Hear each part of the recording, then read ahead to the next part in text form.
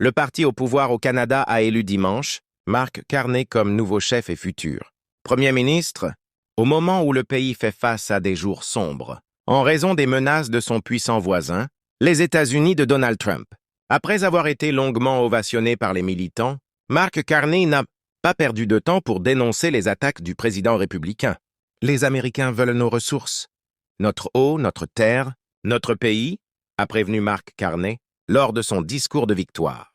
Le président américain a lancé une guerre commerciale avec son voisin en imposant des droits de douane sur des produits canadiens et ne cesse de dire qu'il souhaite que le Canada devienne le 51e État américain. Ce sont des jours sombres provoqués par un pays, les États-Unis, auquel nous ne pouvons plus faire confiance, a poursuivi le nouveau dirigeant, estimant qu'il ne fallait pas laisser Trump gagner. L'ancien banquier central de 59 ans, novice en politique, a promis de bâtir une nouvelle économie et de créer de nouvelles relations commerciales. Il deviendra officiellement premier ministre dans les jours qui viennent après une passation de pouvoir avec Justin Trudeau, qui avait annoncé sa démission début janvier, après près de 10 ans au pouvoir. M. Carney pourrait cependant ne pas rester en poste très longtemps, puisque le Canada doit organiser des élections au plus tard en octobre. Mais elles pourraient être déclenchées plus tôt.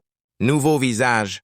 Dimanche, Mark Carney a obtenu 85,9% du vote des militants du Parti libéral, loin devant l'ancienne ministre des Finances, Chrystia Freeland, qui a recueilli 8% des voix. Tout au long de sa campagne, il n'a cessé de marteler qu'il était la personne idoine pour affronter le président américain, jugeant que toute sa carrière l'avait préparé à cela.